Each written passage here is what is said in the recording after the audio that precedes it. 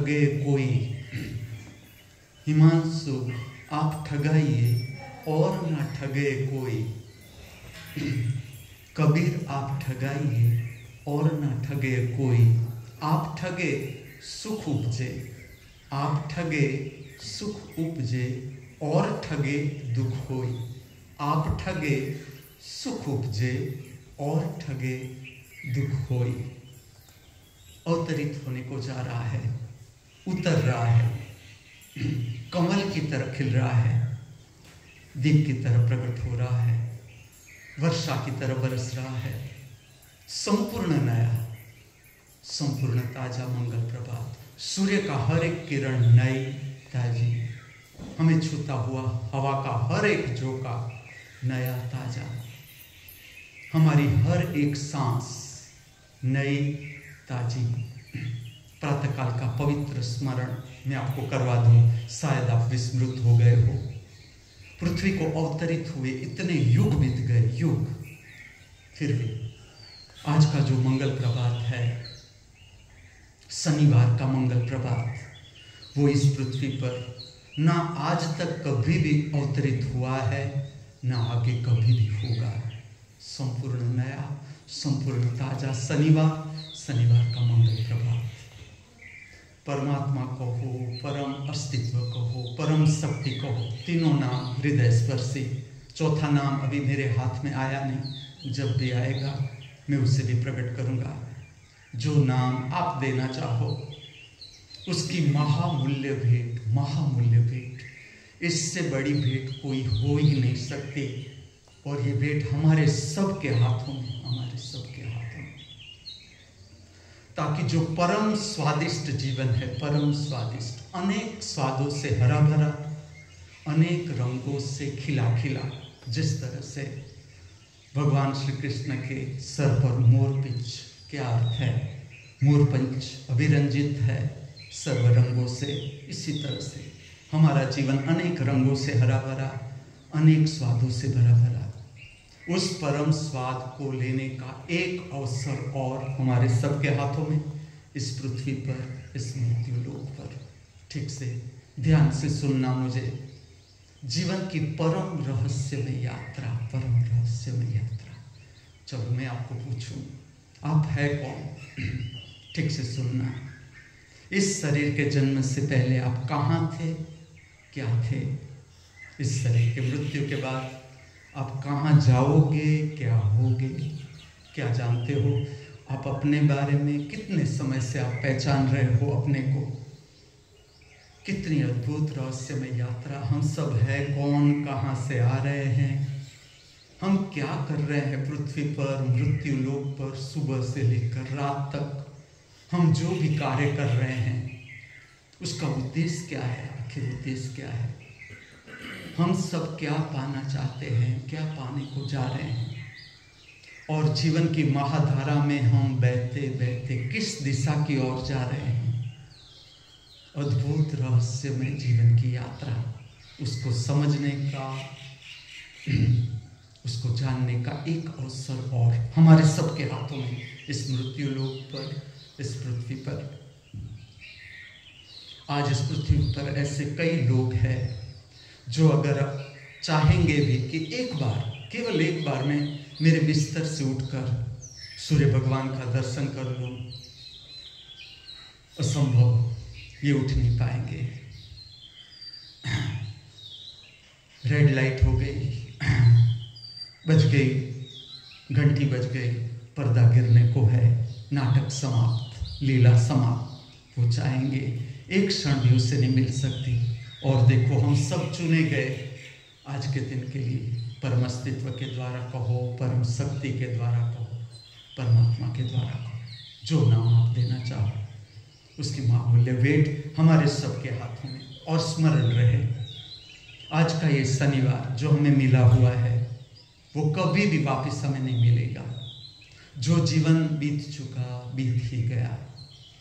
जहाँ जो जीवन का स्वाद हमने ले लिया, ले ही लिया। अब हम रोए धोए, चिल्लाए, चीखे, कल्पांत करें, वो जीवन वापस नहीं लौट सकता। जो जीवन हमने जी लिया, अनुभव कर लिया, जिंदगी के सफर में गुजर जाते हैं जो मकाम, वो फिर नहीं आते, वो फिर नहीं आते। और कोई जरूरत नहीं लौटने की, फिर आने की। इतना नया ताजा जीवन, प्रतिपल प्रतिपल नया ताजा विकासमान जीवन हमारे सबके हाथों में। केवल ये दिव्य कला, दिव्य का अर्थ है प्रकाश, प्रकाशमय कला, अलौकिक कला हमें सीखनी है। जो हम सीख रहे हैं, सीखने को जा रहे हैं, समझ रहे हैं, वो है क्या कला? जो अंतर्गत जीवन है, हमारे भीतर का जीवन, उसको ठीक से समझना, जानना। ये जीवन केवल बाहर बाहर नहीं, ये जीवन का संबंध भीतर भी, ये जीवन का संबंध बाहर भी। प्रतिपल आती हुई सांस अंतर जगत की ओर, बहिर्जगत से आती है सांस और अंतर जगत में प्रविष्ट हो जाती है। प्रतिपल बाहर जाती हुई उच्छ्वास अंतर जगत से प्रकट होती है, बाहर के जगत में चली जाती है। प्रतिपल मैं आपको परिचित कर रहा हूँ, आपका ध्यान ले जा रहा हूँ सूक्ष्म जीवन की ओर, सूक्ष्म जीवन की ओर। इस तरह से प्रतिपल हम जीवन को जीते जा रहे हैं, जीते जा रहे हैं, जीते जा रहे हैं। शनिवार क्या अर्थ है? सोमवार की शांति प्लस मंगलवार का उत्सवमय जीवन प्लस बुधवार की बुद्धत्व की समझ, अरिहंत अवस्था की समझ, एक ही अवस्था के सब नाम जो मैं ले रहा हूं, स्थित प्रज्ञा अवस्था की समझ, शिवोहम अवस्था की समझ, ज्योतिर्मय अवस्था की समझ प्लस गुरुवार ज्ञान सबर जीवन प्लस शुक्रवार प्रेम और उदारता से हरा भरा जीवन इज इक्वल टू अहोभाव। अहोभाव, what is the meaning of अहोभाव? Thanks towards the almighty, the existence, the supreme power. अहोभाव कहो, आभार कहो। ये जो मैं कह रहा हूं आप सुन रहे हो, ये बाहर की बात हुई, ये थोपना नहीं है। अहोभाव मैं आपको परिचित कर रहा हूं, अहोभाव से परिचित कर रहा हूं, आभार से परिचित कर रहा हूं। किसका आभार, किसका अहोभाव? जो कुछ भी मिला हुआ है, उपलब्ध है, उपस्थित है, काफी है, काफी, more than enough, more than enough. कि अगर हमने ठीक से उसका उपयोग न किया, हम स्वप्न में खो जाएंगे, कल्पना में खो जाएंगे, विचार में खो जाएंगे। वो तो हम करते करते आ ही रहे। अब तो हम इससे ऊपर का जीवन समझने को जा रहे हैं, कल्पना से ऊपर, विचार से ऊपर, स्वप्न से ऊपर। जो कुछ भी मिला हुआ है, उपलब्ध है, उपस्थित है, काफी है, मोर देन इनफ। अपने को समझने के लिए, अंतर्गत जीवन को जानने के लिए, और ये सदा मिलता रहेगा, सदा मिलता रहेगा। इसके प्रति अहोभाव, एक तो अहोभाव भीतर से प्रकट होता है, भीतर से। मैं तो आपको परिचित कर रहा हूं कि ऐसा एक दिन नहीं होना चाहिए कि जिसमें हमारे भीतर से अहोभाव प्रकट हो। जो कुछ भी मिला हुआ है, उपलब्ध है, उपस्थित है, उसका तो पहले हम उपयोग करें। कुछ और मांगने से पहले जो मिला हुआ है उसका उपयोग क्या है? चलो, शरीर का उपयोग क्या है? हम क्या कर रहे हैं इस शरीर के माध्यम से? हम क्या कर रहे हैं मन के माध्यम से जो हमें मिला हुआ है? विचारों से हम कर क्या रहे हैं? जो भावना हमारे भीतर है, प्रेम है, हम क्या कर रहे हैं? हम क्या कर रहे हैं? जो कुछ मिला हुआ है, उपलब्ध है, उपस्थित है, चीज वस्तु है, विज्ञान है, इसका हम उपयोग क्या कर रहे हैं? पहले जो मिला हुआ है, उपलब्ध है, उपस्थित है, इसके लिए अहोभाव। मैं आपका ध्यान ले जा रहा हूं, ध्यान ले। अहोभाव भीतर से प्रकट होता है, भीतर से। आभार भीतर से प्रकट होता है। और कैसा मैकेनिज्म है मैं आपको कहूं, जैसे जैसे आप स्वयं को जानते जाते हो, जैसे जैसे आप अपने केंद्र की ओर जाते हो, अपने को समझने लगते हो, अपने आप ये प्रक्रिया होती है। अहोभाव प्रकट होता है। अहोभाव कि हमारी क्या ऐसी गुणवत्ता थी कि हम चुने गए आज के दिन के लिए। ऐसे कितने ही लोग हैं जिसका जीवन आज समाप्त हो रहा है और अभी हमें मिल रहा है, ये दिन हमें मिल रहा है। चलो इसको हम कैसे जाएंगे, प्रैक्टिकल वर्क, प्रैक्टिकल, ये थियरी हुई, सारे सिद्धांत। आज के दिन में हम करेंगे क्या? आज का दिन अभ्यास करना है फरियाद, कंप्लेन, जो अहोभाव से विरोध दिशा की बात है, अहोभाव से विरोध दिशा की। जो कुछ भी मिला हुआ है, उपलब्ध है, उपस्थित है, उससे राजी न रहना, अर्थात परिणाम कंप्लेन, फरियाद। दो बात देखनी है ठीक से, मुझे मेरे भीतर, आपको अपने भीतर, कि आज के दिन में कितनी फरियाद उठती है मेरी, किसी व्यक्ति के लिए, किसी परिस्थिति के लिए। मैं आपको आदर्श जीवन से परिचित करूं। अगर ठीक से हम जीवन को जीते जाए, ठीक से, अर्थात हम अपने केंद्र को जानते जाए, समझते जाए, हम स्वयं को समझते जाए और जीवन जीते जाए, धीरे धीरे धीरे फरियाद गिरने लगती है। फरियाद व्यक्ति के प्रति, जगत के प्रति, परिस्थिति के प्रति फरियाद गिरने लगती है। वो एक अवस्था है जो तुम नाम लेते हो, जिस नामों से तुम परिचित हो, बुद्धत्व की स्थिति, ज्योतिर्मय अवस्था, अरिहंत अवस्था, स्थित प्रज्ञा अवस्था, समाधि अवस्था, ये सारी एक ही अवस्था के अनेक नाम, विविध नाम दिए। ये अवस्था में फरियाद रहितता अवस्था है, ये अवस्था जिसमें कोई फरियाद नहीं उठती। देखो पूरा आकाश, इस आकाश में कोई फरियाद नहीं। ये तो बहिर्जगत के आकाश की बात हुई। इसी तरह से हमारे भीतर के जगत का आकाश, अवकाश, जिसे आप आत्मा कहो, जब आप प्राप्त कर लेते हो, आप और आपकी आत्मा एक हो जाते हैं। मैं और मेरी आत्मा अभी दो है, अभी मन है, मैं और मेरी आत्मा, अर्थात द्वंद्व, द्वंद्व अर्थात दो, दो अर्थात मन। जब मन संपूर्ण समाप्त हो जाता है, उसकी शक्ति रूपांतरित हो जाती है पूरी की पूरी दर्शन की शक्ति में। परिणाम फरियाद रहितता, कोई फरियाद न बची। आप करने जाओगे कि मैं प्रकट करने को जा रहा हूं फरियाद, व्यक्ति के प्रति, परिस्थिति के प्रति असंभव। मैकेनिज्म देखो, ये मैकेनिज्म तैयार किसने किया, किस वैज्ञानिक ने इस मैकेनिज्म को गढ़ा? हर एक व्यक्ति के प्रति ऐसा मैकेनिज्म, चलो मैं जो बोल रहा हूं ये हर एक व्यक्ति की घटना, हर एक व्यक्ति की घटना। आदर्श जीवन तुम किसे कहोगे?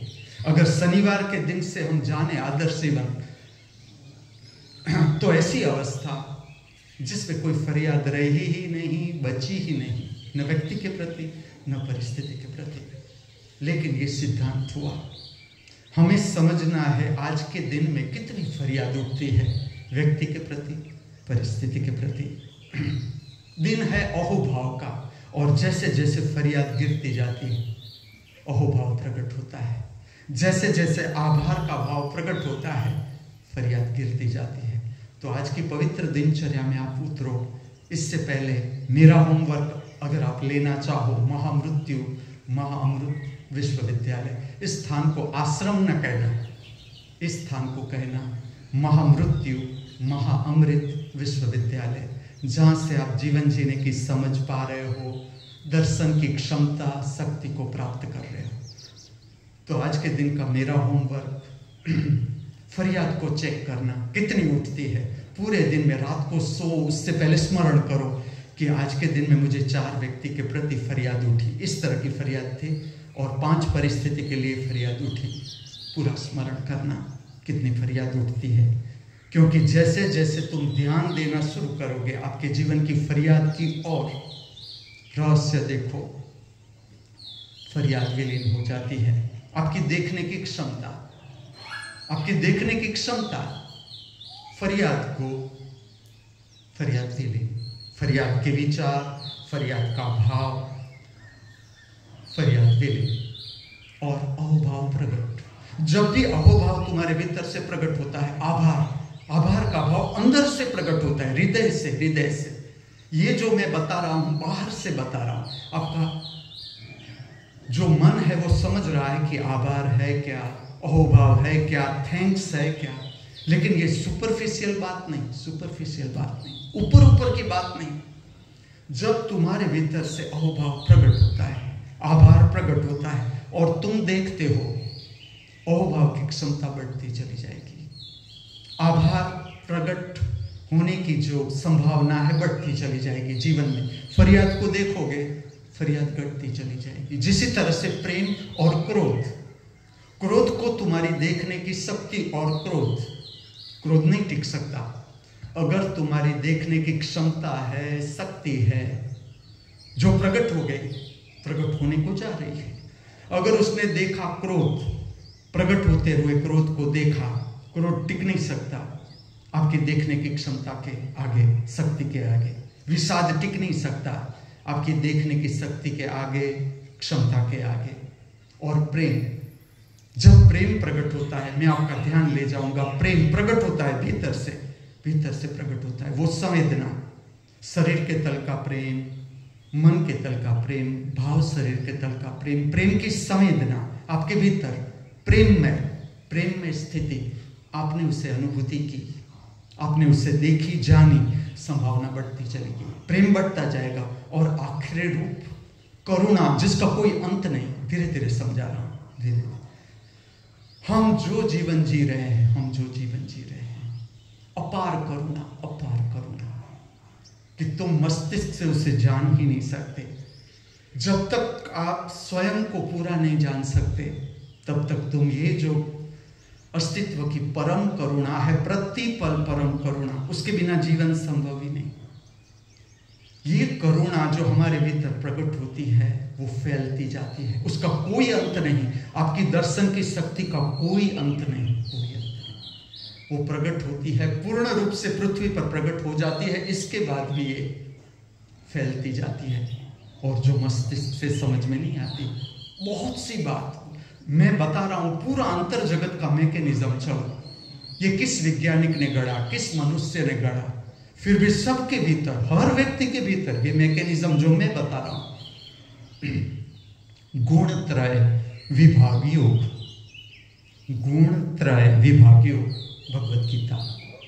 भगवान कृष्ण युद्ध का मैदान अर्जुन को बता रहे हैं। ये अध्याय 14वां अध्याय, इसका नाम दिया है गुण त्रय विभाग योग। क्या अर्थ होता है? अर्थात त्रिगुणात्मक प्रकृति, त्रिगुणात्मक प्रकृति, 3 गुणों से प्रकट हमारे सब के भीतर। 3 गुण हमारे सब के भीतर, हर एक मनुष्य के भीतर, चाहे वो जानता हो चाहे वो न जानता हो, कोई फर्क नहीं पड़ता।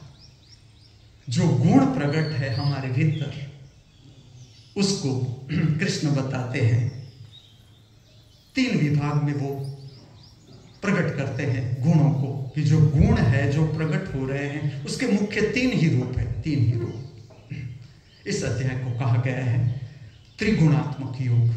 हमारा शरीर, पांव के अंगूठे से लेकर मस्तिष्क तक, क्षेत्र जो कल हमने जाना, क्षेत्रज्ञ, जानने वाला। चलो, कौन है आपके भीतर? ठीक से सुनना मुझे। कौन है आपके भीतर जो अभी सुन रहा है? कौन है? चलो खोजो। कौन है आपके भीतर जो सुन रहा है? कौन है आपके भीतर जो देख रहा है? कौन है आपके भीतर जो समझ रहा है? जो समझने को जा रहा है वो है कौन, और वो कहाँ है? ठीक से देखो अपने भीतर कि वो है कौन। जो सुन रहा है, समझ रहा है, समझने को जा रहा है, देख रहा है, वो है कौन?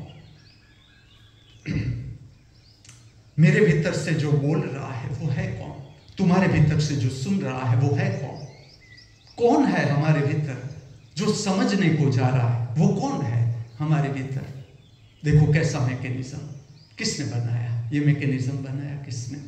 और तुम उसे मानो न मानो, जानो न जानो, ये मैकेनिज्म है ही है, युगों से काम कर रहा है। चलो आप कल्पना करो, मात्र कल्पना, इस पृथ्वी पर कितने लोग आए होंगे अभी तक? कितने लोग आए होंगे?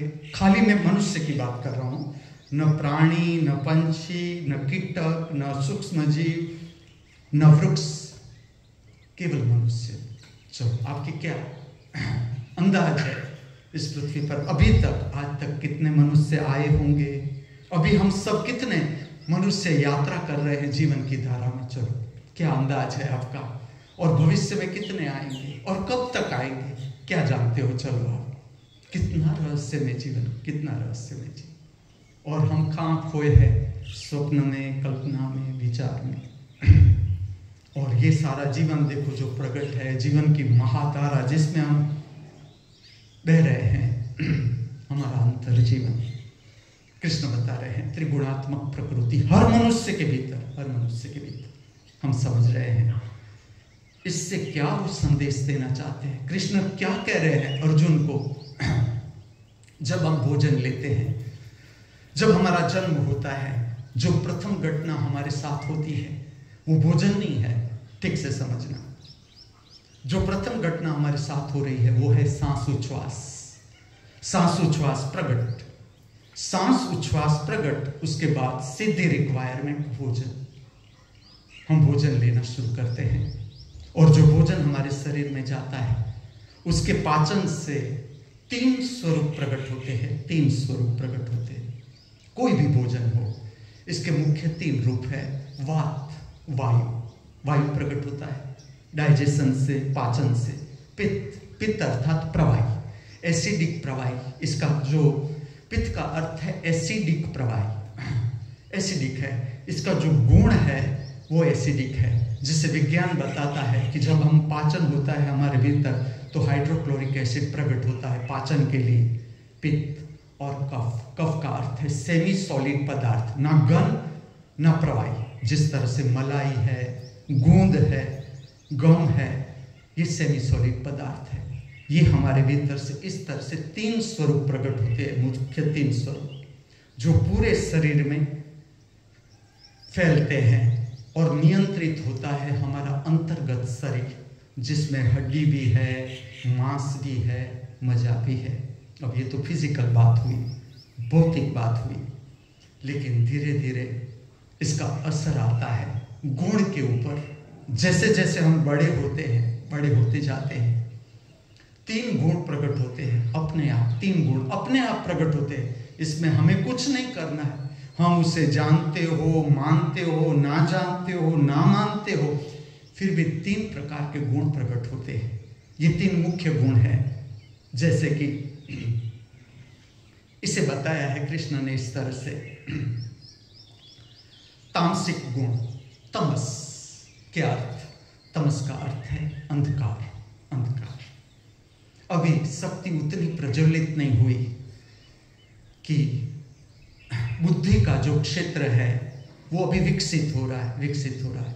जो मनुष्य का जगत है, बहिर्गामी जगत, मन से रचित जगत है, मन से रचित जगत है, उसको समझने के लिए अभी बुद्धि इतनी परिपक्व नहीं हुई। और इसका मुख्य जो प्रागट्य है, प्रागट्य, इस गुण का जो प्रागट्य है हमारे व्यवहार में, वो है आलस्य और प्रमाद। ठीक से देखना है, हमारे भीतर का आलस्य और प्रमाद, कर्म न करने की इच्छा, कर्म से भागने की इच्छा। और या ऐसे समझो अभी ठीक से समझ ही नहीं, अभी भीतर ठीक से समझ ही प्रकट नहीं हुई कि किस तरह से हम कर्म करें, हम क्या कर्म करें, हम क्यों कर्म करें। इस तरह की बुद्धि का अभी विकास ही नहीं हुआ। ये गुण को कहा जाता है तमस गुण। तमस का अर्थ है, उसका प्रागट्य है व्यवहार में। ठीक से समझना है, अपने को समझने की प्रक्रिया है ये, पूरी की पूरी प्रक्रिया जो बता रहे हैं त्रिगुणात्मक योग। 3 गुणों की जो प्रकृति है, उस प्रकृति के साथ हमारा गहरा संबंध है, गहरा संबंध। जैसे कि आज आप समझ रहे हो, ये समझने को जा रहे हो, ये एक जन्म की बात नहीं है। एक जन्म में आपको इतना रस भी नहीं पड़ सकता। आपकी जीवन की यात्रा है, अपने जीवन के अनुभव लिए, अपने मन के साथ यात्रा की, अपेक्षा की यात्रा की, बहिर्गामी जीवन की यात्रा की, चढ़ाव उतराव देखे, अनुभव किए, आपको धक्का लगा, अपमान हुआ, हार मिली, जीत की अपेक्षा मिली हार, मान की अपेक्षा मिला अपमान, सुख की अपेक्षा मिला दुख। ये धक्के खाते खाते खाते आपका रस बढ़ने लगता है। तो फिर है क्या? ये जीवन है क्यों? जिसे लोग आनंद कहते हैं वो क्या है? परम आनंद कहते हैं वो क्या है? मोक्ष क्या है, क्यों है? तब आप अंतर्मुख होते हो, तब आप अंतर्मुख होते हो। त्रिगुणात्मक प्रकृति। अब तमस जो गुण है उससे ऊपर का गुण, जैसे जैसे हम जीवन की यात्रा करते जाते हैं, कण से हमारी यात्रा शुरू हुई, पार्टिकल्स से। ये पूरी की पूरी पृथ्वी जो प्रकट है वो सूर्य का रूप है। देखो, ये पृथ्वी थोड़ी हमने प्रकट की। इस पृथ्वी का जीवन क्या मैंने प्रकट किया, क्या तुमने प्रकट किया, क्या कोई वैज्ञानिक ने प्रकट किया? अपने आप प्रकट, स्वयं वो प्रकट, पूरी पृथ्वी प्रकट। और तुम पृथ्वी की सुंदरता तो देखो, कहाँ सूर्य है, उसकी आग कि कुछ अंतर के बाद हम उसके पास जा भी नहीं सकते, कोई नहीं जा सकता। इस पृथ्वी से एक भी वैज्ञानिक सूर्य के अंदर प्रविष्ट नहीं हो सकता। ऐसा तुम इंस्ट्रूमेंट ही बना सकते कि इसके अंदर है क्या। अगर पृथ्वी के भीतर तुम जाओ, लावा ही लावा, भयंकर लावा, उसका टेम्परेचर देखो आप, कंट्रोल नहीं हो सकता। जब वो लावा बाहर आता है, नाश कर देता है, जीवन को नष्ट कर देता है। और बाहर से तुम पृथ्वी देखो कितनी सुंदर, जिस पर हम जीवन का इतना सुंदर स्वाद ले रहे हैं, ज्ञान प्राप्त कर रहे हैं, स्वाद भी पूरा हो गया जीवन का। अब तुम मुड़ रहे हो भीतर की ओर। आपका सुनना क्या बता रहा है? आपका बैठकर सुनना क्या बता रहा है? दिव्यवाणी सुनना क्या बता रहा है? ये बता रहा है बहिर्जगत की दौड़ समाप्त होने को आई, अब तुम्हारा रस पड़ने शुरू हो गया। भीतर का जगत क्या है, मोक्ष क्या है, मुक्ति क्या है? त्रिगुणात्मक प्रकृति। तमस से ऊपर का गुण है, इसे कहा गया रजस गुण, राज करना, सब जीव के अंदर की इच्छा, आधिपत्य करना, भीतर की इच्छा, किसी और को डोमिनेट करना, किसी के ऊपर राज करना, अहंकार। जो ये गुण है राजसी गुण। दूसरा गुण मध्यस्थ गुण, 3 गुण में मध्यस्थ गुण राजसी गुण। जैसे जैसे हम जीवन जीते हैं, बहिर्गामी जीवन, बहिर्गामी जीवन, मैं, अहंकार, मैं, ये मेरा नाम, ये मेरे माता पिता, ये मेरा कुटुंब, ये मेरा कुल, ये मेरा धर्म, अहंकार, अहंकार पुष्ट होता है।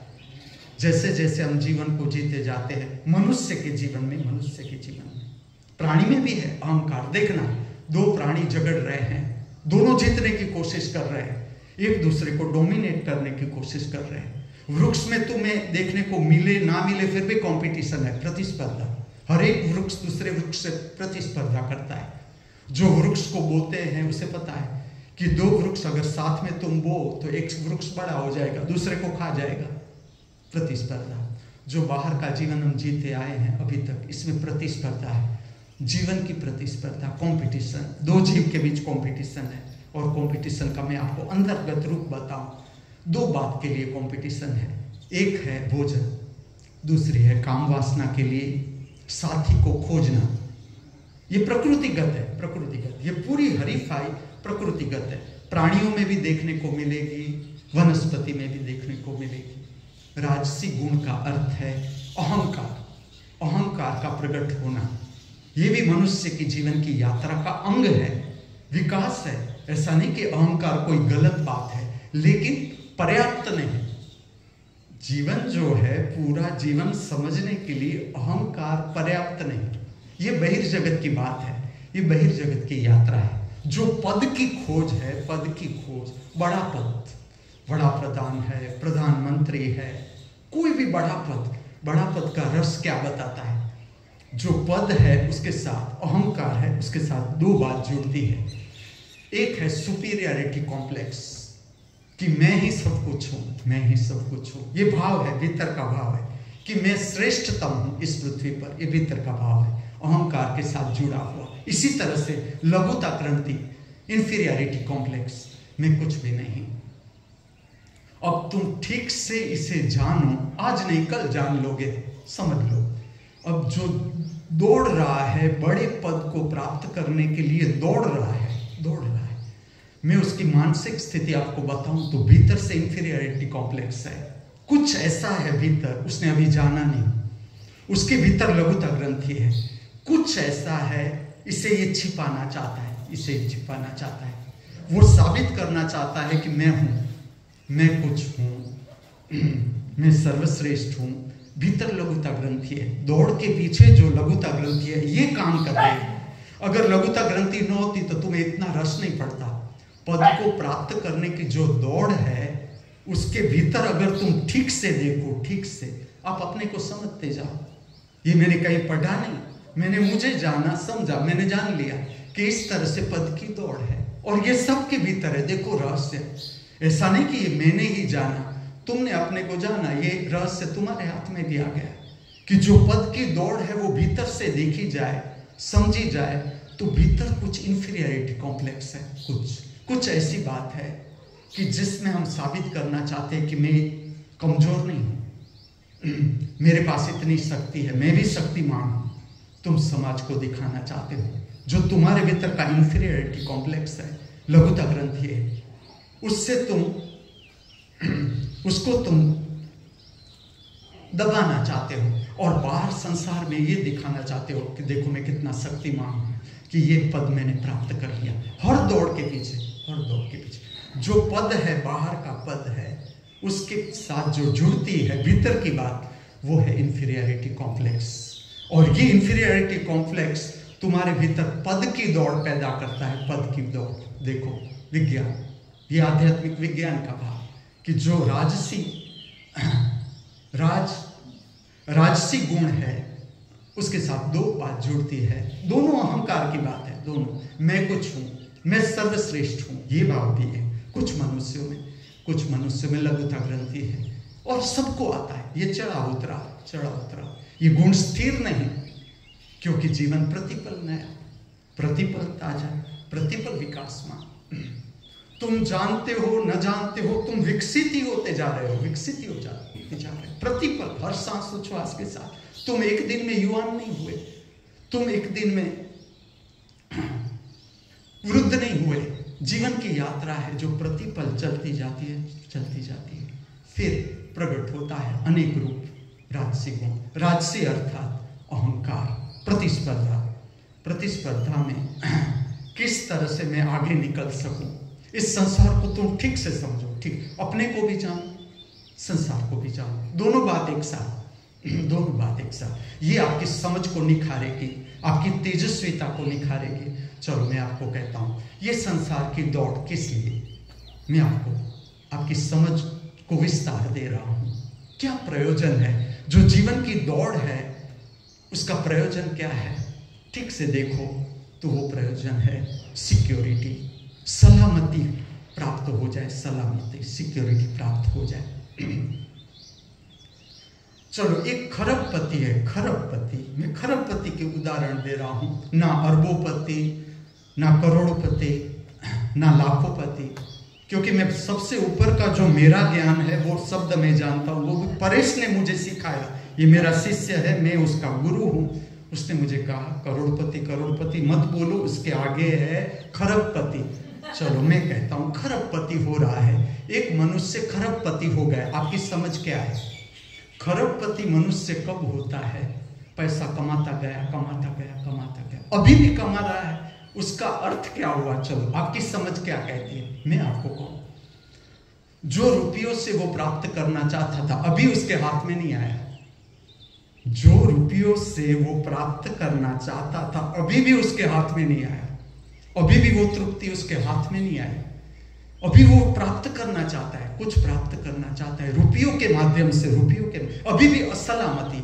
ठीक से देखा जाए तो ये भीतर की असलामती है जो हम संपदा इकट्ठा कर रहे हैं, रुपया इकट्ठा कर। लेकिन जरूरी, मैं ऐसा नहीं कहता कि ये जरूरी नहीं है, ऐसा नहीं कहता, मैं तुम्हें इतना कहता हूं ये पर्याप्त नहीं है, पर यहां जीवन रुकता नहीं है, ये जीवन रुकता नहीं है।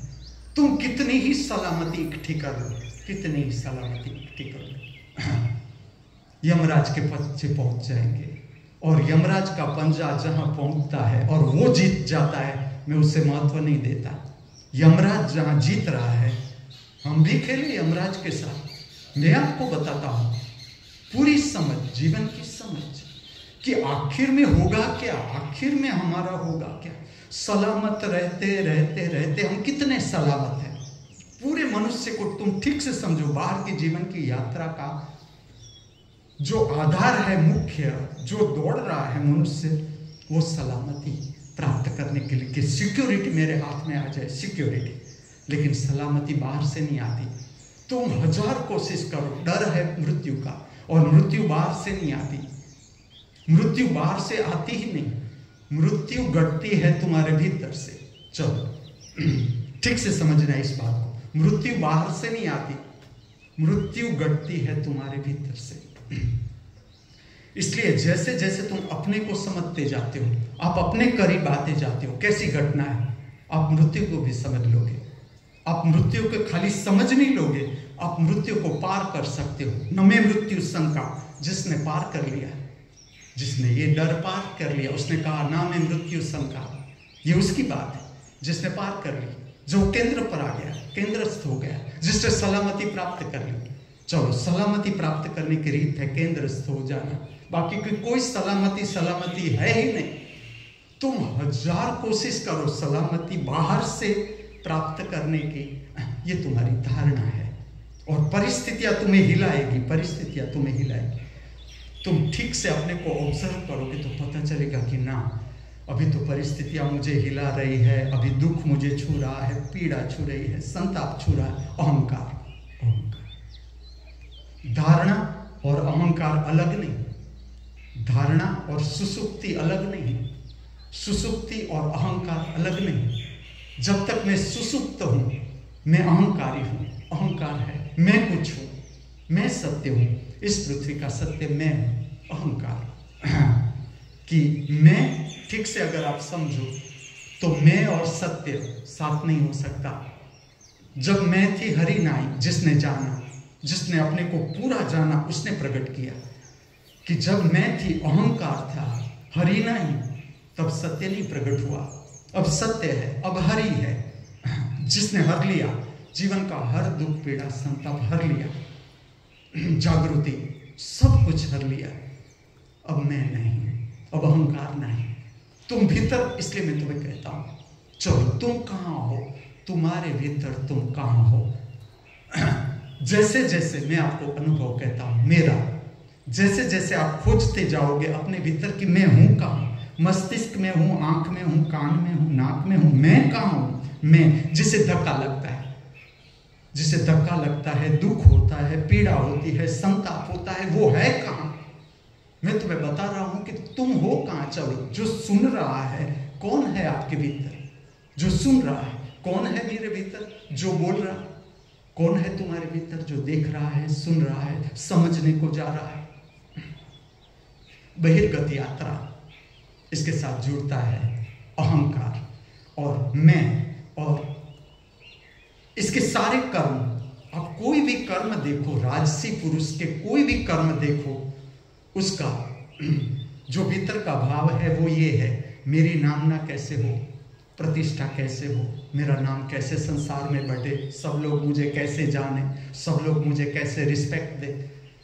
ये भीतर का भाव राजसिक गुण प्रकट होता है। सकाम कर्म, इसे कहा जाता है सकाम। सकाम का अर्थ है कामना के साथ। मैं कर्म करता हूं, मैं गायों की सेवा करता हूं, लेकिन इसके पीछे भाव क्या है मुझे देखना है, मुझे ठीक से देखना है। इसलिए साधक को प्रामाणिक होना है। अगर आपको ऊपर उठना है, आपको ऊपर उठना है तो प्रामाणिक होना पड़ेगा, ठीक से प्रामाणिक। स्वाध्याय आपका अध्ययन, स्वाध्याय आपका अध्ययन कि मैं सच में मेरे भीतर जो मैं गायों की सेवा कर रहा हूं, मेरा भाव क्या है। ऐसा भाव है कि सब लोग ये देखे कि वाह गाय की क्या सेवा कर रहा है, उसका नाम बढ़ रहा है, सब संत मान रहे। ये व्यक्ति को देखना है, अपने भीतर प्रामाणिक होना है। जो शिष्य है, जो सीख रहे हैं, जो धर्म में काम कर रहे हैं, ऊपर उठना चाहते हैं, अपने केंद्र की ओर आना चाहते हैं, उसका आदर्श लक्षण मैं आपको कहूँ स्व अध्ययन। ठीक से अपने भीतर भाव को देखना है कि ये जो मैं कर्म कर रहा हूँ, मेरे भीतर का भाव क्या है, किस भाव के साथ मैं ये कर्म कर रहा हूँ।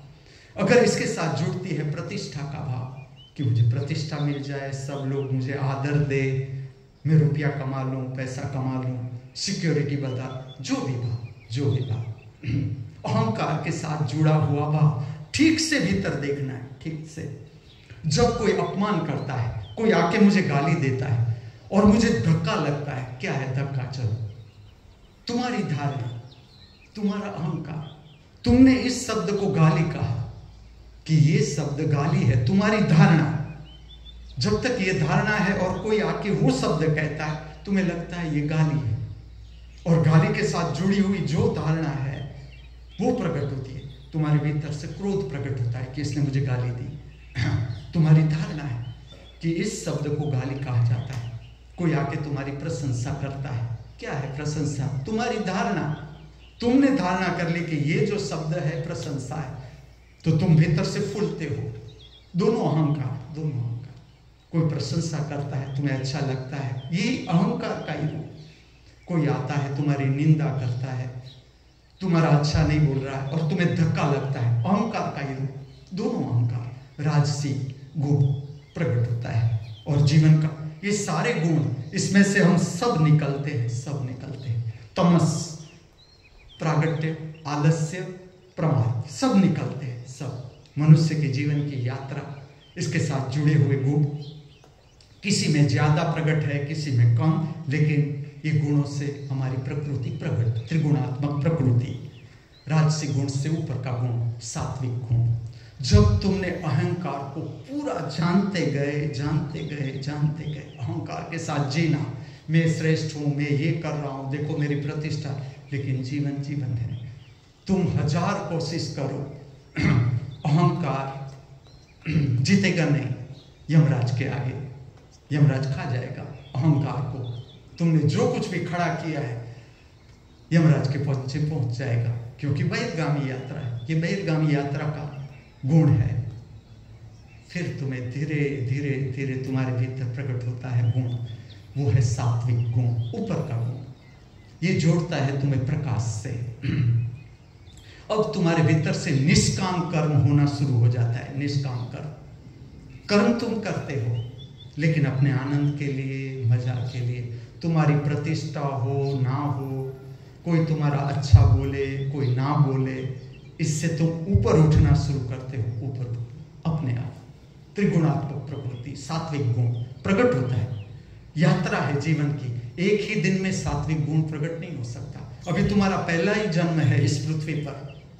तुम्हें धर्म में कोई रस नहीं पड़ेगा कि ये क्या सत्य, क्या है मोक्ष, क्या है मुक्ति, क्या है, कोई रस नहीं पड़ेगा। जैसे जैसे जीवन का विकास होता है, तुम अनुभव लेते हो, फिर तुम्हारा रस शुरू होता है, तुम्हारे भीतर प्रकट होता है सात्विक गुण। सब कुछ बदल देता है। ये सारे गुण जब जीवन में प्रकट होते हैं, उसके साथ जुड़ा हुआ भोजन है, उसके साथ जुड़ी हुई दिनचर्या है, जीवन के टेस्ट है, रस है, जो विविध गुणों के साथ संबंध है, जैसे कि प्रमाद और आलस्य, अर्थात ये जुड़ता है तमस से, तामसिक गुण। अहंकार, कर्म करना, सकाम कर्म, जिसके साथ कामना जुड़ी है, जिसके साथ इच्छा जुड़ी है, पद प्रतिष्ठा प्राप्त करने की इच्छा, महत्व प्राप्त करने की इच्छा, महत्वाकांक्षा जुड़ी है। ये अहंकार संबंधित गुण है, राजसिक गुण है।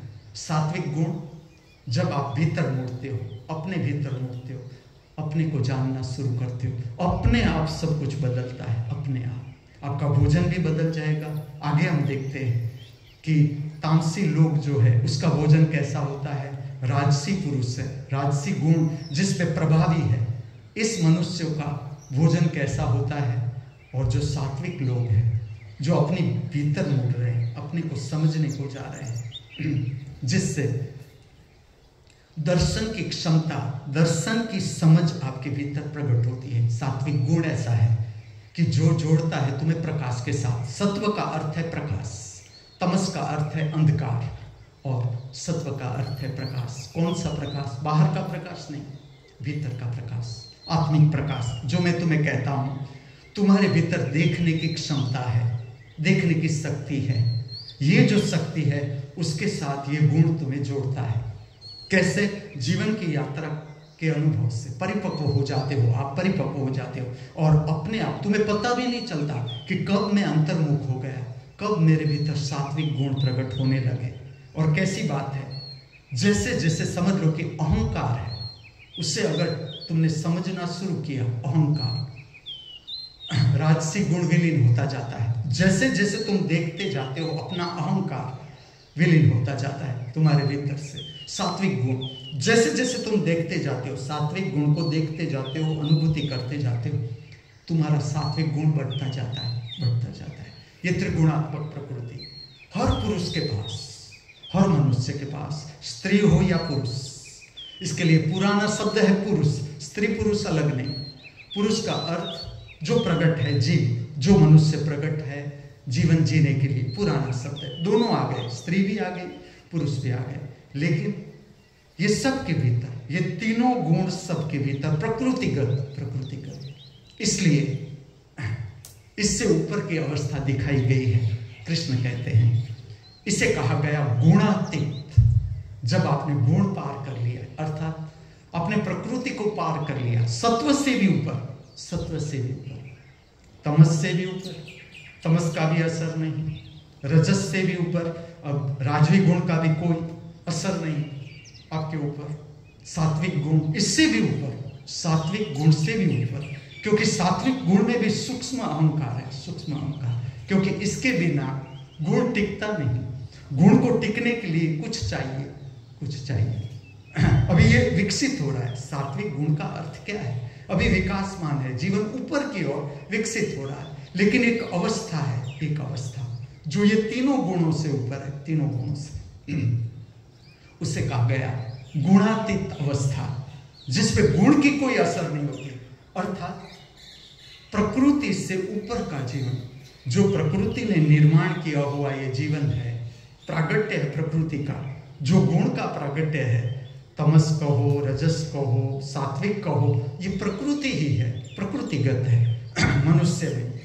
लेकिन समझो, आप देखो मैकेनिज्म, आप देखो हर मनुष्य के साथ ये जुड़ा हुआ है। आज नहीं तो कल, कल नहीं तो परसों, इस जन्म में नहीं तो आगे जन्म में इसे ये पता चलेगा ही चलेगा, चलेगा ही चलेगा, क्योंकि और कोई मार्ग है ही नहीं। अगर और कोई मार्ग होता तो कृष्ण इतनी माथापच्ची एक शिष्य के लिए, एक अर्जुन को 18 अध्याय बताने की जरूरत क्या है? अगर और कोई मार्ग होता, अगर मूर्छा मार्ग होती तो वो मूर्छा ही न बता देते कि ये द्रव्य ले लो और भूल जाओ तुम्हारा दुख, ये शराब पी लो, ये नशा कर लो। इतनी मेहनत करने की जरूरत क्या है? क्योंकि और कोई मार्ग है ही नहीं। तुम्हें अपने को जानना ही पड़ेगा, और जानना पड़ेगा, कोई मजबूरी नहीं, कोई मजबूरी नहीं है। पहले जो लगते हैं, जो ऊब लगती है, मजबूरी लगती है, ये इसलिए लगती है कि अभी मन है, ये मन के साथ जुड़ी हुई बात आप समझ रहे हो। धीरे धीरे आत्मसात होता है, आपका ध्यान भीतर से प्रकट होता है। एक ध्यान है बाहर का प्रयत्न, केंद्रस्थ होना, आत्मस्थ होना, ध्यानस्थ होना, ये बाहर की प्रक्रिया है एक समय तक, एक हद तक, लेकिन फिर ये आत्मस्थ हो जाती है। आत्मस्थ ऐसा नहीं कि तुम आंख बंद करके बैठे हो तो ही ध्यानस्थ हो, तुम कुछ भी कर रहे हो, तुम सुन रहे हो, तुम कोई कर्म कर रहे हो, तुम्हारे भीतर ये सहज हो गया, सहज हो गया कि तुम ध्यानस्थ हो और तुम कर्म कर रहे हो। तुम बात भी कर रहे हो, तुम ध्यानस्थ हो, तुम गाना गा रहे हो, तुम ध्यानस्थ हो, तुम बांसुरी बजा रहे हो, तुम ध्यानस्थ हो, तुम ढोलक बजा रहे हो, तुम ध्यानस्थ हो, तुम झाड़ू लगा रहे हो, तुम ध्यानस्थ हो। सहज प्रकट हो गया, भीतर से प्रकट हो गया, गुणातीत, ऊपर निकल गया। ये तीनों गुणों से ऊपर जब सहज ध्यान प्रकट हो जाता है तुम्हारे भीतर से, सहज ध्यान, जो भीतर देखने की शक्ति है अब प्रकट ही हो गई। इतना रसमय, मैं ऐसा कहता हूं, आध्यात्मिक विज्ञान जैसा, जिसे तुम धर्म कहते हो, मैं इसका और एक रूप आपको दे रहा हूं, आध्यात्मिक विज्ञान, विज्ञान का युग। तो विज्ञान के साथ साथ, धर्म विज्ञान के साथ साथ कम से कम 4 कदम आगे होना चाहिए। आदर्श स्थिति ऐसी है कि धर्म की समझ 4 कदम आगे होनी चाहिए, ताकि विज्ञान का इस पृथ्वी पर बहुत सुंदर उपयोग किया जा सकता है, बहुत सुंदर। लेकिन चलो ना हो तो कम से कम पैरेलल तो होना चाहिए, धर्म और विज्ञान की समझ पैरेलल होनी चाहिए, ताकि हम विज्ञान का ठीक रूप से उपयोग करें। हमारा जीवन हमें विकासमान लगे, विकासमान, कि मैं बचपन से था, इससे मेरी युवानी ऊपर है, युवानी में था, इससे मेरी प्रौढ़ अवस्था ऊपर है, और प्रौढ़ अवस्था में था, इससे मैं वृद्धावस्था में गुणातीत हो गया। अब ना मैं सात्विक हूं, ना मैं रजस हूं, ना मैं तमस हूं, इससे ऊपर का जीवन मैं अनुभव कर रहा हूं, विकासमान जीवन अगर हम जी रहे तो ये दृष्टिकोण, और अब तो समझने को जा रहे हैं, अब तो समझने को जा रहे हो कि ये है क्या, केंद्रस्थ होना है क्या, आत्मस्थ होना है क्या, अपने को जानने का प्रयत्न शुरू हो गया तुम्हारे भीतर। तो जीवन को किस तरह से विकासमान किया जाए, बाहर भी, जिसमें हमें विज्ञान की जरूरत पड़ेगी, जो बाहर का जो जीवन है कि अच्छा आवास सबके पास होना चाहिए, शुद्ध व्यवस्थित स्वच्छ आवास सबके पास होना चाहिए, जो कपड़े हैं, ठंडी के कपड़े, गर्मी के कपड़े, बारिश के कपड़े, सब मनुष्य के पास होना चाहिए। आज कोई ये बड़ी बात नहीं है कि हर मनुष्य के पास ऐसा कपड़ा हो सकता है, सबको पौष्टिक भोजन मिलना चाहिए, मिल सकता है, कोई बड़ी बात नहीं। अगर आपको रस है, मैं आपको ऐसा एक बात बताता हूं, अगर सच में आपको रस है और आपका जीवन गतिमय है, आपको पौष्टिक भोजन मिलेगा ही मिलेगा। अपने आप आपके कान पर ऐसा मार्गदर्शन आएगा। तुम कहीं भी बैठे हो, इस जगत के किसी भी कोने में बैठे हो, चाहे तुम्हारे आसपास तामसी ही वातावरण है, तमस का वातावरण है, राजसी वातावरण है, लेकिन तुमने एक कदम उठाया, तुम्हें अपने आप मार्गदर्शन शुरू हो जाएगा।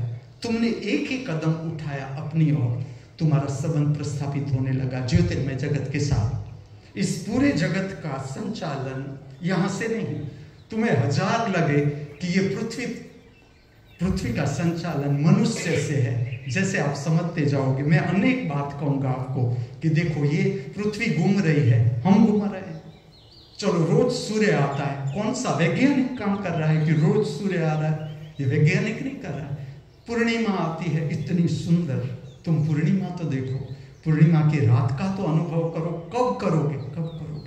जब ये जीवन हाथ में, तारों भरी रात। ये सब करता कौन है? इतने सारे वृक्ष, इतनी सुंदरता, एक एक वृक्ष की सुंदरता, एक एक सुंदर मनुष्य, एक भी मनुष्य ऐसा नहीं जो सुंदर नहीं है।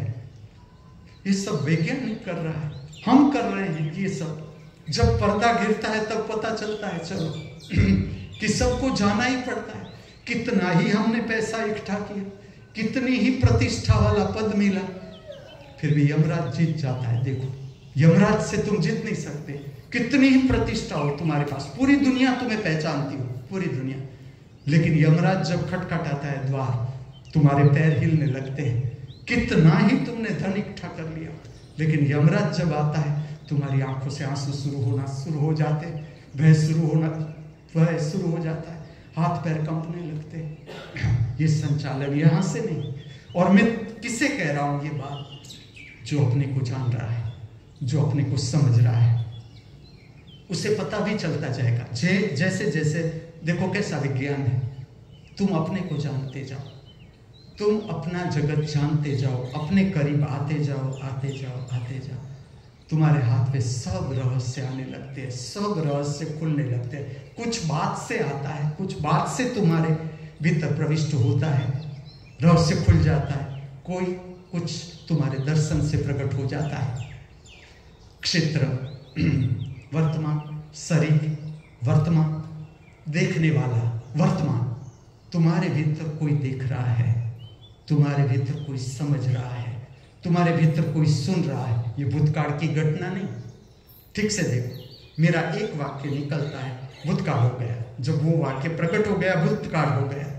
दूसरा वाक्य प्रकट होता है और प्रतिपल ये प्रक्रिया वर्तमान में चल रही है। प्रतिपल आप मेरी दिव्य वाणी सुन रहे हो, प्रतिपल एक एक वाक्य आपके कान में प्रविष्ट होता है, कुछ काम करता है अपने आप। तुम्हें कुछ नहीं करना है, तुम खाली सुनते जाते हो और अपने आप आपकी समझ जीवन की बढ़ती जा रही है अपने आप। ये प्रतिपल हो रहा है, प्रतिपल हो रहा है। क्षेत्र, शरीर, वर्तमान, क्षेत्रज्ञ, जानने वाला, वर्तमान। जब भी तुम जानते हो, तुम भूतकाल में नहीं जानते, तुम भविष्य में भी नहीं जानते, तुम जो भी जानते हो वर्तमान में जानते हो। जो हमारे 3 गुण प्रकट है, सबका साथ ये संबंधित बात है। तमस अर्थात आलस्य, प्रमाद, जिससे ऊपर उठना है। रजस अर्थात अहंकार। सारे कर्मों का सार मैं श्रेष्ठ हूँ, महत्वाकांक्षा, ये राजसी गुण है, इसको समझना है। ये पर्याप्त नहीं, अहंकार कोई गलत नहीं। अगर अहंकार प्रकट हो रहा है तो इतना ही अर्थ है अभी आपने जाना नहीं, जीवन को पूरा जाना नहीं, इसलिए आपके भीतर अहंकार है। जैसे जैसे आप अपनी ओर मुड़ना शुरू होते हो, सात्विक गुण, सात्विक का अर्थ है तुम्हारा रस अब केंद्र हो गया, बहिर्जगत नहीं। चाहे तुम बहिर्जगत में रहते हो, संसार बसाते हो, बाल बच्चे सब कुछ करते हुए भी तुम अपने को जान रहे हो, तुम्हारे भीतर सात्विक गुण पैदा हो रहा है। ये भी हमारे भीतर अपने आप प्रकृतिगत, ये सारा प्रकृतिगत। और फिर इससे भी ऊपर उठने की अवस्था है, इससे भी ऊपर उठा जाता है। देखो जीवन का विकास, इस पृथ्वी की मैं बात कर रहा हूँ, इस पृथ्वी पर मनुष्य का जीवन, उसका विकास, उसका चरम शिखर गुणातीत, ये तीनों गुण प्रकृति संबंधित हमारे सबके भीतर, हमारे जीवन की यात्रा जैसे हम समझते, हमें पता चलता है कि कभी मैं तामसी था, आलस्य और प्रमाद, मुझे कुछ पता नहीं था क्या करना है, क्या खाना है, कैसे चलना है, बैठना है, उठना है, किसके आगे क्या बात करनी है, कहाँ पर रुक जाना है, कुछ भी पता नहीं था। तमस, फिर शुरू होता है अहंकार। तुम्हारी यात्रा, सब मनुष्य की यात्रा इसमें से निकलती है, कोई इससे बाकात नहीं। कृष्ण भी जब मनुष्य थे इसमें से ही निकले, तब उसने जाना कि ये तीन गुण है, जो उसने जान लिया, गुणातीत अवस्था प्राप्त की। और फिर अर्जुन को संदेश दे रहे कि ये तीन गुण है जो हमारे मनुष्य में प्रकृतिगत जुड़े हैं, और उसके साथ हमारे स्वभाव का विकास है। और जैसे जैसे स्वभाव का विकास होता है, तीनों गुण में भी अपने आप फर्क आना शुरू होता है। और ये फर्क किसके साथ जुड़ता है? आपके जीवन के अनुभव के साथ। जब आप ज्ञान प्राप्त करते हो, समझ प्राप्त करते हो, तो आपके गुण भी रूपांतरित होना शुरू हो जाते हैं। फिर आपका रस स्वप्न में खोना नहीं है, कल्पना में खोना नहीं है, विचार में खोना नहीं है, जागृति, आपका रस हो जाता है। रस प्रतिपल जागृत कैसे रहा जाता है, आपका प्रयत्न कि एक क्षण में जागृत रहा तो भी इतना सुंदर अनुभव।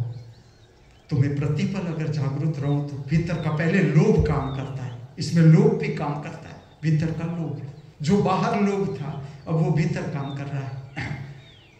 वो धीरे धीरे धीरे आपके भीतर रस शुरू होता है। रस, जो मैं कहता हूँ कि आध्यात्मिक विज्ञान है, अगर आपने शुरू किया समझना तो इतना रसप्रद विषय इस पृथ्वी पर कोई नहीं। आपकी जो समझ है, आपके केंद्र को जानने की जो अभ्यास है, जिसे हम कहते हैं आध्यात्मिक विज्ञान। आध्यात्मिक विज्ञान का अर्थ क्या है? अपने को जानने का विज्ञान। जैसे तुम बहिर्जगत को जान रहे हो बाहर के विज्ञान से, इसी तरह से भीतर मुड़ने का विज्ञान। किस तरह से अंतर जगत को जाना जा सकता है, हम किस तरह से अंतर जगत में प्रविष्ट हो सकते हैं, उसका विज्ञान। और इतना रसप्रद, इतना रसप्रद। मेरे कहने से आप बात मान मत लेना, लेकिन आप देखते जाओ, जैसे जैसे आपका जीवन आगे बढ़ता है और आप मुड़ रहे हो अपने भीतर, आपका रस बढ़ता ही चला जाएगा, बढ़ता ही चला जाएगा। सात्विक गुण, ये गुण है सात्विक, जो त्रिगुणात्मक प्रकृति है। यहाँ पर अंत होती है त्रिगुणात्मक प्रकृति, प्रकृति की चरम सीमा। अब प्रकृति इससे आगे कुछ नहीं करेगी, अब तुम्हारे भीतर से जम पाएगा, तुम्हारे भीतर से गुणातीत अवस्था, तीनों गुणों से ऊपर हो जाना, गुणातीत। ये परिणाम है, ये परिणाम। हमें तो हमारा जो कर्म है, जो हम कर सकते हैं, जितनी हमारी क्षमता जानने की, समझने की, जितनी भी, उसका पूरा उपयोग। परिणाम के ऊपर हमें ध्यान नहीं देना है, हमें ध्यान देना है हम कितनी प्रामाणिकता के साथ हमारा जीवन जी रहे हैं। जैसे कि आज का शनिवार है, तो उससे हम कैसे ठीक से जिएंगे। एक तो मेरा होमवर्क है आपके लिए, वो देखना है फरियाद, कंप्लेन कितनी रही आपके भीतर। और फरियाद जो है वो भी कैसी बात है, वो भी जुड़ती है त्रिगुणात्मक प्रकृति से। जब त्रिगुणात्मक प्रकृति को आप पार कर जाते हो, निशान क्या? फरियाद समाप्त। अब फरियाद की कोई जरूरत ही न रही। फरियाद कब तक है? जब तक हम बाहर से कुछ पाना चाहते हैं, बाहर से, बाहर के लोगों से कुछ पाना चाहते हैं, बाहर की परिस्थितियों से कुछ पाना चाहते हैं, तब तक फरियाद है। लेकिन जब आपको जो आप पाना चाहते हो आपके भीतर ही मिल जाता है, गुणातीत अवस्था, तीनों गुणों से ऊपर की अवस्था, रजस भी पार, तमस भी पार, यहाँ तक सात्विक भी पार, सात्विक भी पार, ये भी प्रकृतिगत, इससे आप ऊपर उठ गए। अब प्रकृति से तुम ऊपर हो, प्रकृति और परमात्मा, अब ये अवस्था में तुम प्रविष्ट हो गए। इसे कहा जाता है गुणातीत अवस्था। आज का दिन ये देखना है, होमवर्क, फरियाद कितनी उठती है हमारे भीतर से व्यक्ति के प्रति, परिस्थिति के प्रति। और आज के दिन का उत्सव मैं मेरा बताता हूँ, ताकि आप अपने भीतर आपका शनिवार आप कैसे मनाओगे वो आप जान सको। चलो, मैं सुबह में आया, आपको प्रदक्षिणा करवाई, मुझे बहुत अच्छा लगता है। प्रदक्षिणा का विज्ञान मनुष्य परिचित है। जैसे जैसे आप प्रदक्षिणा का विज्ञान समझते जाओगे आपको पता चलेगा कितनी सुंदर प्रक्रिया है। प्रातः काल में करने की जो प्रक्रिया है प्रदक्षिणा, कितनी सुंदर प्रक्रिया है। पूरे विश्व के साथ एक हो जाना, पूरे विश्व के साथ प्रेम में संबंध, प्रकृति से स्वास्थ्य को प्राप्त करना। तो ये मैंने करवाई, मैं संतुष्ट कि चलो मुझे जो करवाना था, जो प्रक्रिया आपको करवानी थी, आपको परिचित करना था, मैंने करवा दी। दिव्यवाणी, जो मुझे कहना था मैं संतुष्ट, जो कुछ कहना था, जितना कहना था इस अध्याय के बारे में मैंने कह दिया। फिर मैं देख भी लूँगा कि क्या कुछ बाकी रह गए, कल कह दूंगा कि ये बाकी रहा आपको समझने के लिए। अभी ये बात आप समझ लो तो आपको आपके उड्डयन में सरलता रहेगी। और आज जितना मैंने कहा, शनिवार का जो उड्डयन है, मैं आपको कहूँगा उड्डयन, ऊपर उठो, विमान ऊपर ले लो, ऊपर ले लो, ऊपर चलाओ विमान। बहुत हम चले पृथ्वी पर, अब आकाश में उड़ने का अभ्यास करो। तो आज का जो आपका उड्डयन शब्द है मैं देता हूँ आपको, उड्डयन, आकाश में उड़ना, अनुभव करना, ऊपर उठना, कि आज का दिन हमें अनुभव हो कि शुक्रवार से मैं कुछ ऊपर उठ गया। ये जीवन का अनुभव है, ऊपर उठने का अनुभव है। इसके लिए काफ़ी है, आज जो मैंने कुछ कहा इतना काफ़ी है, इतना ईंधन पेट्रोल काफ़ी है आपके विमान को ऊपर उठाने के लिए। मैं संतुष्ट होने लगा कि बस जो कुछ मुझे कहना था मैंने कह दिया। दिव्यवाणी के बाद मैं आपको शांति मंत्र भी करवाऊंगा, आमंत्रित करूंगा, करवाऊंगा नहीं, आमंत्रित करूंगा, साष्टांग दंडवत के लिए भी आमंत्रित करूंगा। फिर एक छोटी सी प्रदक्षिणा भी लूंगा कि जो कुछ हमको मिला ये अवसर सबको मिले इस पृथ्वी पर। जो चाहते हैं कि ऐसा सुंदर जीवन हो, सबको प्राप्त हो ऐसा जीवन पृथ्वी पर। हमारी पृथ्वी सुंदरता से हरी भरी हो, कोई कमी ना हो। इस भावना के साथ हम सब प्रदक्षिणा करेंगे। फिर मैं चला जाऊंगा मेरे ज्योतिर्मय निवास स्थान में। 10 बजे में एक गीत प्रकट करूंगा इस पृथ्वी पर। मेरी रचना होगी बांसुरी पर, इस स्केल की बांसुरी, जो संगीत जानते हैं उसके लिए। आज की जो रचना है इस तरह से, गोरी तोरी पैंजनिया पैंजनिया, गोरी तोरी पैंजनिया, मन के खोले वेद सजनिया, गोरी तोरी पैंजनिया, गोरी तोरी पैंजनिया। कंठ की क्षमता, गाना, जैसा भी गा सके हम, जैसा भी गा सके, गाना है। चक्र की शुद्धि, कंठ की क्षमता, केवल बोलना नहीं, गाना भी है। ये गीत है महबूबा फिल्म से, ये गाया है मन्ना डे ने। इसका संगीत आर.डी. बर्मन ने स्वरबद्ध की ये रचना लिखी आनंद बख्शी ने। और आर.डी. बर्मन का सारा संगीत वृंद, इसके नाम भी नहीं, पृथ्वी पर नाम भी नहीं, किसने नाल बजाई, किसने तबला बजाया, किसने सितार बजाई, किसने वायोलिन बजाया, कोई नाम नहीं इस पृथ्वी पर। लेकिन मेरा प्रेम, अहोभाव ये सारे कलाकारों के प्रति। और इतनी अद्भुत रचना जो मल्हार राग में निबद्ध है, शुद्ध मल्हार, ये जो राग है शुद्ध मल्हार। जो संगीत जानते हैं उसे मैं ऐसा कहूँगा, संगीत और आध्यात्म जो मैंने जाना आपको बांट रहा हूँ ये ज्ञान, कि जो संगीत जानते हैं, गाना बजाना, उसे अभी बारिश शुरू नहीं हुई, हम निमंत्रित कर सकते हैं। ऐसे राग है जैसे वृंदावनी सारंग, सारंग के जितने ही प्रकार हैं, गौड़ सारंग है, जितने भी प्रकार, ये सारे निमंत्रण है। मधुमाद सारंग है, ये सारे के सारे राग निमंत्रण है बारिश को। इससे प्रभावित होती है प्रकृति सारे रागों से। प्रकृति के बीच वृक्षों के नीचे बजाए गाए सारंग राग, सारंग के प्रकार, वृंदावनी सारंग, मधुमाद सारंग, ये सारे राग वर्षा गीत को आमंत्रित करने के राग है। मैं आपको परिचित भी करता जाऊंगा। और बारिश में जो राग प्रकट होते हैं वो है मलार। ये जो राग है आज का मैं बांसुरी पर बजा रहा हूँ, ये बारिश को निमंत्रित भी करता है और जब वर्षा होती है तब भी ये राग गाया जाता है। इससे प्रकृति की शक्ति पुष्ट होती है, ऐसा विज्ञान है भारत के संगीत का, शास्त्रीय संगीत का। फिर ना मैं मोबाइल देखूंगा, मुझे चलाना भी नहीं आता, ना मैं लैपटॉप चलाऊंगा, चलाना ही नहीं आता, ना टीवी देखूंगा, ना न्यूज़पेपर पढ़ूंगा, ना कोई धार्मिक पुस्तक छूऊंगा, ना कुछ भी पढ़ूंगा लिखूंगा, कुछ भी नहीं। मेरे ज्योतिर्मय निवास स्थान में समय की धारा के साथ साथ बहने का मजा लूंगा। समय की धारा, स्विमिंग इन द समय की धारा। मैं आपको भी कला सिखवाऊंगा कि देखो समय की धारा के साथ बहो, मोबाइल अपने आप छूट जाएगा, कोई जरूरत नहीं मोबाइल।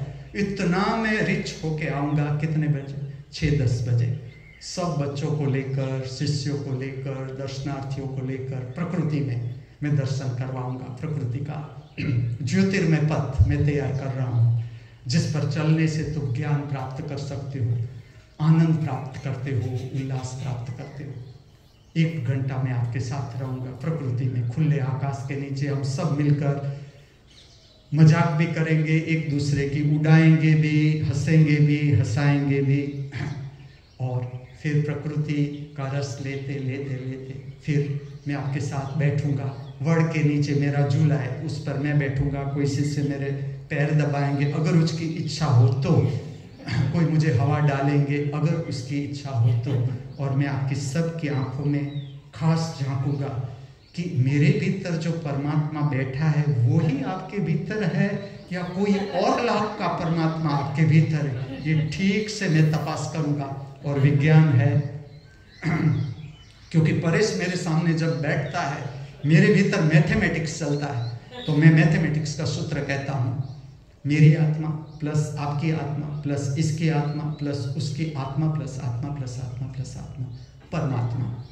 क्या एक अकेला तो मैंने अनुभव कर लिया जीवन का, मेरे अपने ज्योतिर्मय निवास स्थान में स्विमिंग, समय की धारा का स्विमिंग मैंने अनुभव कर लिया। अब मैं सबके साथ परमात्मा का अनुभव करूंगा। अकेले अकेले हो गया, अब सबके साथ, और आपको भी सिखाऊंगा ये कला। इसके बाद मैं फिर से मेरे ज्योतिर्मय निवास स्थान में सांध्य समय का पवित्र स्नान, उसके बाद खुले आकाश के नीचे थोड़े से योगासन, इसके बाद रात्रि समय का भोजन, मेरे लिए सर्वश्रेष्ठ भोजन अभी जब तक चौमासा शुरू नहीं हुआ, वर्षा शुरू नहीं हुई, खिचड़ी, कढ़ी, रोटी, छाछ, अंजू माँ की बनाई हुई, दिव्य माता अंजू, दिव्य माता जयश्री, दिव्य माता खंजरी, इसके हाथों द्वारा बना हुआ भोजन, प्रेम में भोजन, सबको नमस्कार करके भोजन प्राप्त करके निद्रा दर्शन, जिसे कृष्ण कहते हैं निद्रा समाधि स्थिति। अब मैं सबको निमंत्रित करूंगा शांति मंत्र के लिए। हम सब मिलकर प्रातःकाल में प्रकट करें, प्रकृति के बीच शांति मंत्र अनुभूति करें। आपकी आंखें हल्की सी बंद, चेहरा सीधा, रीढ़ सीधी।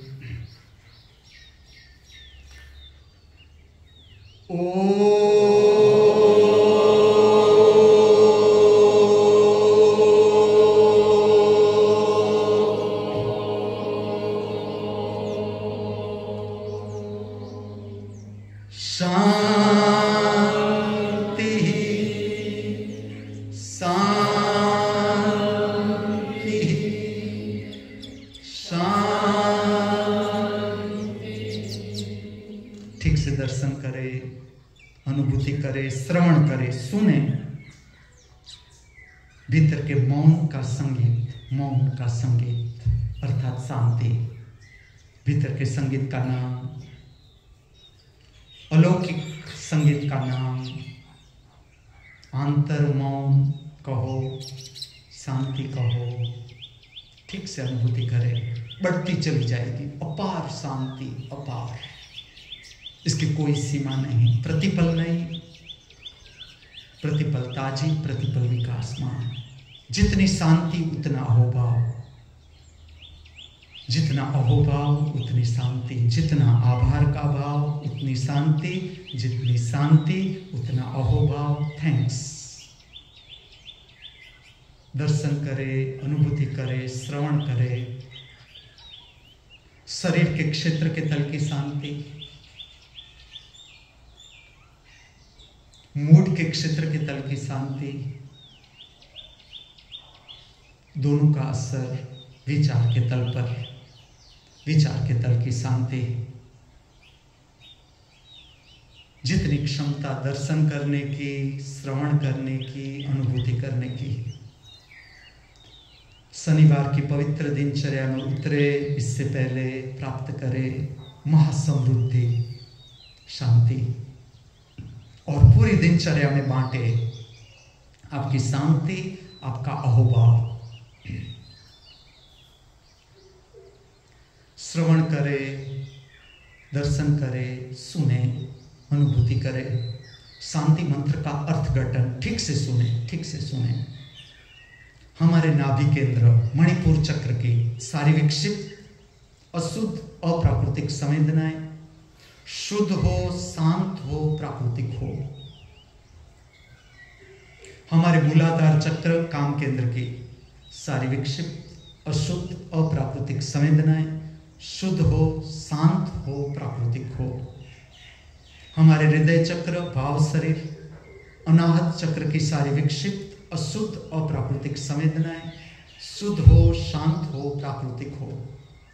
हम सब सदा हमारे भीतर परम मौन, परम शांति की अनुभूति करते रहे, शांति से, आराम से, कोई जल्दबाजी नहीं। धीरे धीरे आंखें खोले, सामने की ओर देखे, मैं आपके समक्ष धारण करे अंजलि मुद्रा, ऐसे जैसे भिक्षा पात्र है हमारे हाथ में। हम सब भिक्षु, हम भिक्षा मांग रहे हैं। किससे? परम शक्ति से। क्या भिक्षा है हमारी? हम सब सदा हमारे बाहर परम शांति की अनुभूति करते रहे। हमारा भिक्षा पात्र भर गया, बांट दो पूरे विश्व को। हम सब सदा सर्वत्र परम शांति की अनुभूति करते रहे। अस्तु। साष्टांग दंडवत में आप प्रवेश करें। इससे पहला मैं होमवर्क दे दूं आपको। एक है, आज के दिन आपको कंप्लेन देखना है, अपने भीतर से कितनी उठती है व्यक्ति के प्रति, परिस्थिति के प्रति। एक होमवर्क। दूसरा होमवर्क, कल मैं भगवत गीता में आपको बताऊंगा आगे का अध्याय, पुरुषोत्तम योग प्रकट करूंगा। पुरुषोत्तम योग का अर्थ आपको क्या, आपके भीतर क्या है, समय मिले उस पर भी आपको चिंतन करना है, मनन करना है कि पुरुषोत्तम योग क्या हो सकता है। इसके साथ में एक ऐसा प्रश्न जोड़ता हूँ कि विभूति योग तो कृष्ण ने कह ही दिया, कृष्ण ने अर्जुन को कह दिया विभूति योग, मैंने आपको समझा भी दिया। अब विभूति और पुरुषोत्तम ये अवस्था दोनों अलग है, और पुरुषोत्तम योग क्यों समझा रहे हैं कृष्ण? आपकी समझ के लिए ये मेरे प्रश्न, उस पर अगर आपको समय मिले चिंतन करें, मनन करें। साष्टांग दंडवत की प्रक्रिया में जिसकी शारीरिक क्षमता है उतरे, ऐसा भाव करे मेरे जीवन का सारा बोझ अर्पण कर देता हूँ परमात्मा के चरणों में, परमात्मा से प्राप्त करता हूँ प्रेम, शांति और भाव।